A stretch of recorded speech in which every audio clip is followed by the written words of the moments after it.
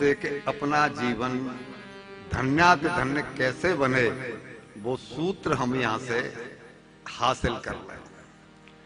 ये मनुष्य जीवन हमें पूर्व जन्म के प्रारब्ध से मिल तो गया है, लेकिन इसको दिव्याति दिव्य बना पाए ये हमारे अब के कर्मों पर निर्भर करता है।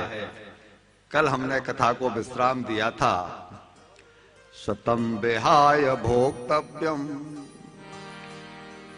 सहस्त्रम स्नानमाचरे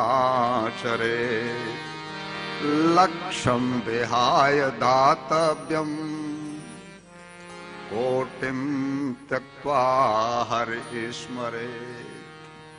सैकड़ों काम छोड़ करके स्नान, ध्यान, सोच ये कर लो, 1000 काम छोड़ करके भोजन कर लो, 1,00,000 काम छोड़ करके दान दक्षिणा कर लो, और करोड़ों काम छोड़ करके भी भगवत स्मरण कर लो।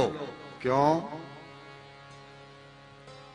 क्योंकि सब किया धरा छूट जाने वाला है, संग में केवल भगवत स्मरण जाएगा।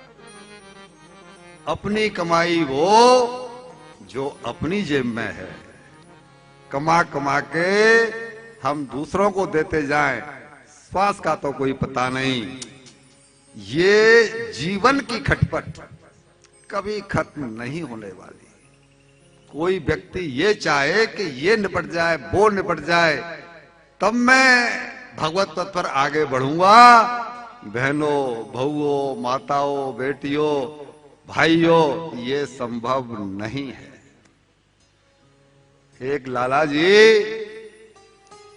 एक संत के बड़े प्रेमी थे, पैसे वाले थे, धनाढ्य थे, दुनिया भर का व्यापार पसारा फैला हुआ था, लेकिन भगवत पथ पर चलने लायक उनके पास समय नहीं था। लेकिन संत के पास जरूर जाते थे। क्यों? कि संत का आश्रम गंगा किनारे था।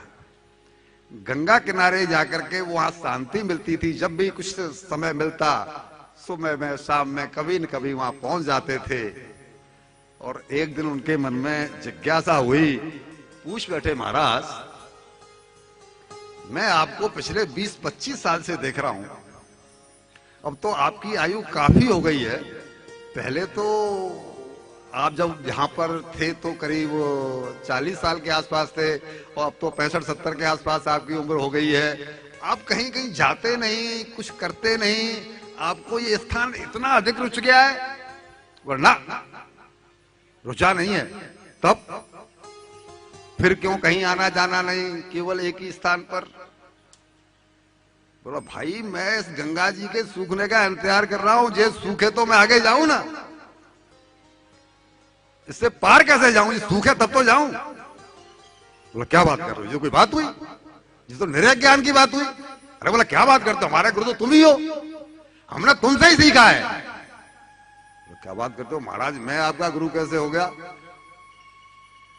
अरे भाई, तुम भी तो रोजाना आकर के यही कहते हो, महाराज जी ये खटपट मिट जाए, जरा ये निपट जाए, जरा पोते का वो हो जाए, जरा नाती का ही हो जाए, जरा बेटे का ही हो जाए, जरा एक फैक्ट्री हो जाए, जरा वो हो जाए। तो भाई तुमको गुरु बना लिया। जब तुम्हारा ये सब काम निपट जाएगा, तब तुम भगवत शरण में जाने का प्लान बना रहे हो, तो भला ऐसा कैसे हो सकता है गंगा जी नहीं सूखे? भट्टा से नेत्र खुल गए। संत चोट करते हैं मार के, लेकिन चुभेगी उसी को जिसको कि प्रारब्ध जागृत हो गया हो। अभागों के नसीब में जस्ट लायक वैसे ही है जैसे कि आप किसी अंधे को दर्पण दिखाओ। अब वो दर्पण अंधे के किसी काम का है, वो ले भी लेगा हाथ में, गर्दन सामने उसके ले भी आएगा, लेकिन वो किसी काम का नहीं है। सत्संत कहते हैं, चाहे खून पसीना एक करो, या चाँद तान के चादर सोता जा, ये दुनिया यूं ही चलती है, चलनी है, चाहे हंसता जा चाहे रोता जा। ये दुनिया हमारे और आपके हिसाब से नहीं चलनी है भाई। अंत समय में न कोई भाई काम आने वाला है, न पति के पत्नी काम आने वाली है, और न पत्नी के पति काम आने वाला है।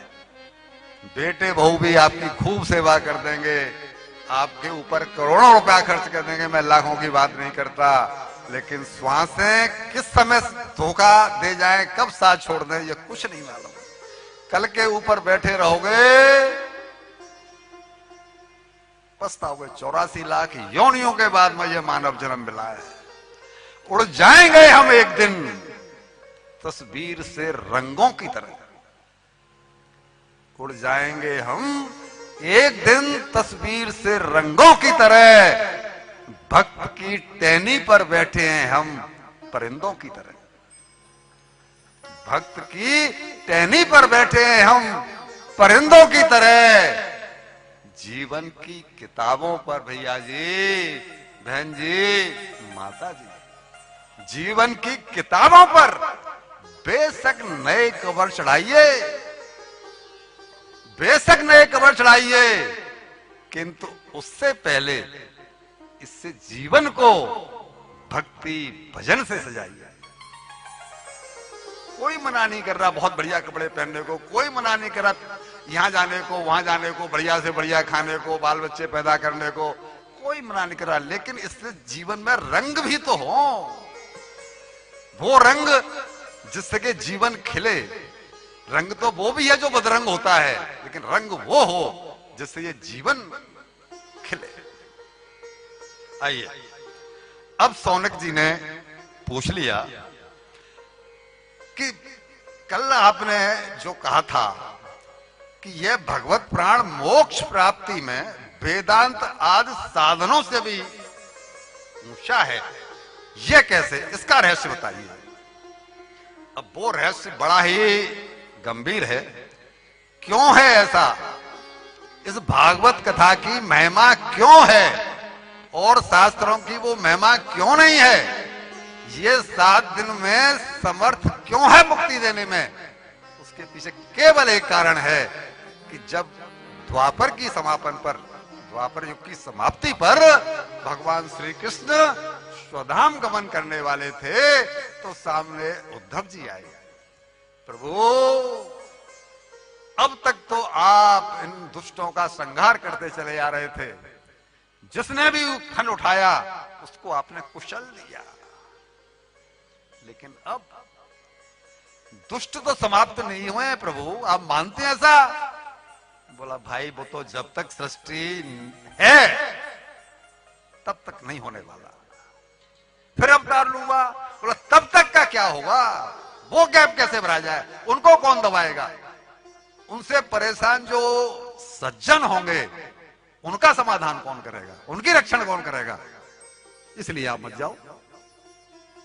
भगवान बोले ऐसे नहीं चलता सृष्टि का काम। कल हमने वो आपको श्लोक सुनाया था, भगवान आए, संस्थापना की धर्म की।